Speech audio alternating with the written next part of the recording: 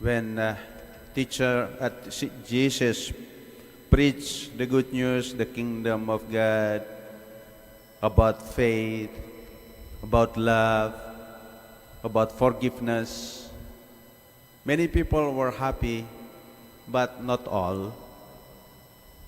Even though Jesus performed miracles, healed the sick, drive out demons,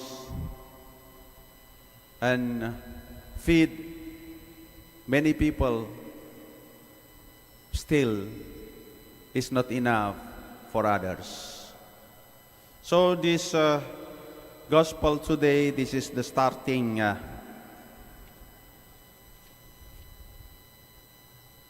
point of pointing out or finding out to blame Jesus that he is doing against law. So they have the reason to condemn Jesus. There is nothing wrong with traditions. There is nothing wrong with laws. But the problem is if the tradition is not for the goodness or welfare of the people, and then the tradition just give burdens to the people, that's problem. There is nothing wrong with law. Law is good for people, to guide people, to lead people, to do the right way. But when law implements without other human conditions, other reasons for human needs, that's problem. That's why Jesus has problem with the with the scribes and Pharisees, religious leaders, because of the implementation of the traditions and laws. According to Jesus, law is good, but law should be for the people. Traditions should be for the welfare of the people, not the people for the law, not the people for the traditions. Traditions, law should be for the welfare of the people. And then tradition cannot be put above the word of God. God is number one. So that's why that the group of religious leaders, the group of scribes, the Pharisees were become one against Jesus, and then this is starting point, they condemned Jesus. So, brothers and sisters, Jesus wants to remind us in this life, number one, love. If you serve the people, should be from your heart. Love them first. Second, if you pray, should be coming from your heart. Pray with your heart, not because of the traditions. When you come to church, attend the mass, not because of the tradition, dahil ginagawa ng magulang, but because of your faith, because of you need God, you believe in God. Our faith is most important, more important than the traditions. So Jesus reminds us that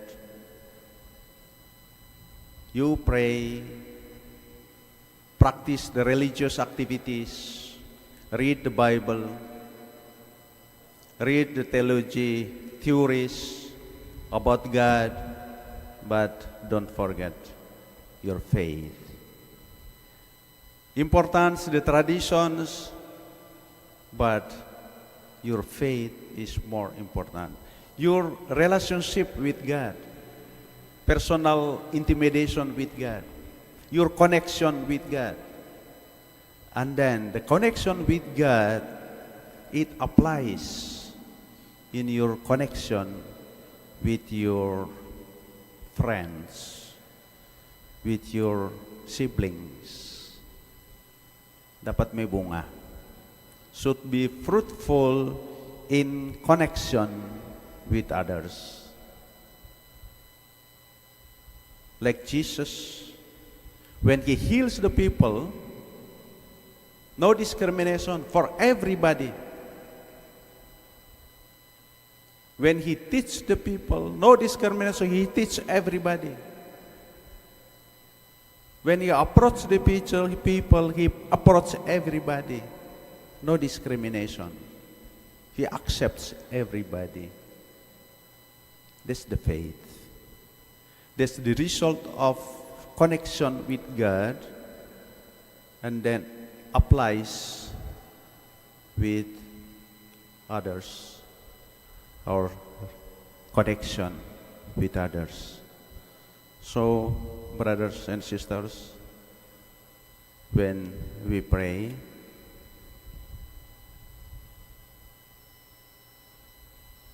pray with your heart, and when you go out, practice your prayer with love others, with your compassion, with your understanding, with your heart of acceptance others, and then try to embrace everybody. Try to unite everybody. You are the connector. We are the channel. We are connector with God. That's why Jesus always talk about forgiveness.